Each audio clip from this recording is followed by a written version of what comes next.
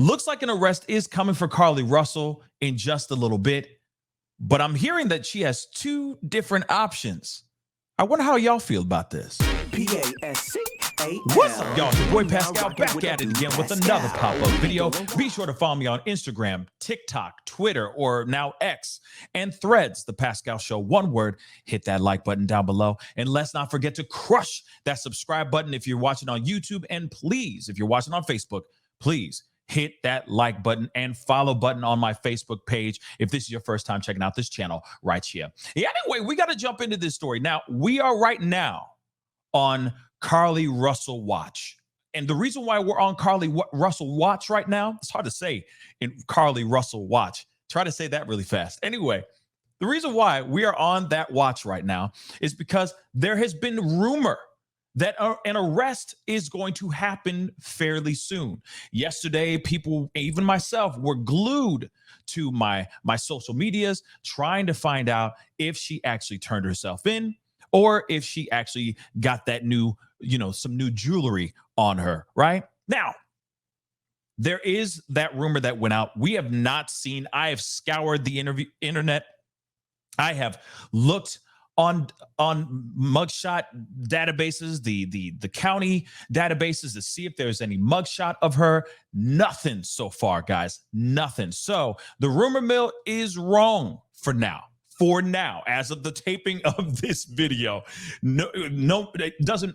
We don't even know what's going to happen here in the next couple of hours or in the next couple of days. But right now, she is still home, chilling with her family, and I'm sure doing a lot of work on trying to get back in the good graces of her parents. I'm sure there's a lot of work and a lot of forgiveness that needs to happen inside the Russell household. But nonetheless, given the fact that she is looking at getting arrested or possibly turning herself in, an attorney did speak out about this. Not her attorney, but an attorney did speak out about the possibilities of what she could be looking at. So I wanted to share that with you guys, okay? Now, it is a quote here, all right, that we are going to look at in this particular article here. But real quick, as we already know, and I'm going to come back to this, I promise, we already know that Emory Anthony, her lawyer who's representing Carlee Russell and maybe Carlee Russell's parents, we don't know, all right? That's just in the rumor mill as well. He said that they're kind of talking with 5-0 police to see what they need to do so that they can get to the end game. End game is basically her facing charges, her going in and whatnot. But like I just showed you guys a second ago, another attorney did speak out and put out these particular options that Carlee Russell could be facing. Let's take a look at this quote here. Okay. And this is from attorney Edward Murrell. He says that Carlee's initial interview with police, where she described the alleged taking, okay, got to use these code words, could be the criminal charge. He says this: depending on what she told law enforcement and what agency she told it to, she could be looking at obstruction of justice. She could also be looking at filing false reports, all of which in Alabama are Class A misdemeanors. So these are just like little slaps on the wrist. That charge can come with a fine up to $6,000 or a jail sentence of up to 1 whole year. Merrill also says Russell could also be found liable for the resources used during her 48-hour search.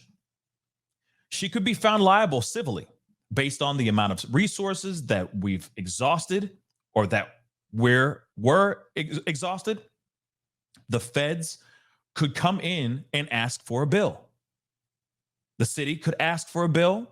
Whoever participated in it could ask that she have to pay back the resources and time. Now, this is all that we have so far. Of course, there are other penalties that she could be looking at. I mean, let's not forget, she did steal from her prior employer.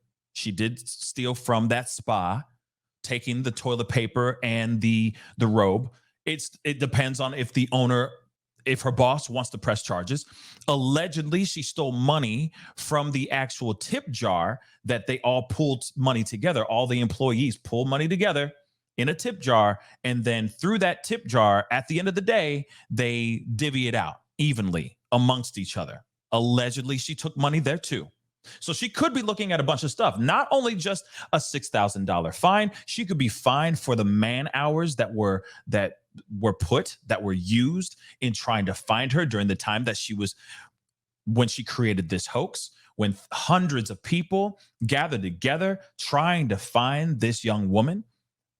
Also, like I said, government officials, etc., them out there trying to find this young woman. They're burning man hours. That's burning money too. So she could look at that fine too. But then she could be looking at a 1-year-long stay at Casa del Prison, or jail, at the county jail. So I'm wondering what you guys think about this. Do you think the fines are going to be good enough for her to really learn this situation, learn her lesson, feel the repercussions? Is she really going to feel it if they aim for her wallet, or if she spends time in jail? Let me tell you something. Let me tell you my thoughts on this. I'd rather her be in jail. You want to know why? And I get it. Some people might go, no, don't put her in jail. That's not fair. Let me tell you, for someone who did what she did, and given the fact that she comes from a well-off family, and there ain't nothing wrong with coming from a well-off family, but given the fact that they sit there, and she could look at not only just $6,000 in fines, she could be looking at a lot more money being thrown at her. I feel in my bones that the parents are just going to swoop in, save the day, throw the money on the table and say, fines are paid in full. And then again, maybe not. Maybe the parents will sit there and go, you done lied. You're going to have to work for every single penny. You're going to pay this all off to the actual cent that is due and that is owed. Maybe we could think about that too. But I do think that in the situation, it'll be like, parents will swoop in. Daddy will swoop in with his checkbook, sign a check. He'll sit there and go, yeah, you owe me, daughter, but is she really going to pay him back? I feel that she's really going to feel everything if she spends time in jail. Maybe I'm just being a little too harsh. Maybe I am, but at the same time, she did something so absolutely unthinkable, so just wrong that, yeah, I want to see her in prison. I want to see her in jail. I want her to spend some time in jail. All right. That's just me, though, because I know that she's going to be saved by her parents. That's just what I feel in my bones. So I would love to hear your thoughts on that. Another thing I want to say as well, let's not forget, apparently, and I don't know if this was inspired by Carlee Russell, but apparently there's a YouTube challenge going on out here. There was apparently there's a video, body cam footage showing of an 11-year-old kid faking her friend's kidnapping. Yeah, this is new. There's an 11-year-old kid that was sitting there going, oh, I just thought it would be funny. It was part of a YouTube challenge. How is this part of a YouTube challenge?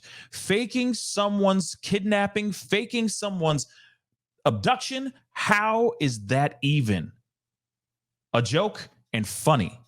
You have law enforcement going out of their way, trying to find someone that isn't really taken at all.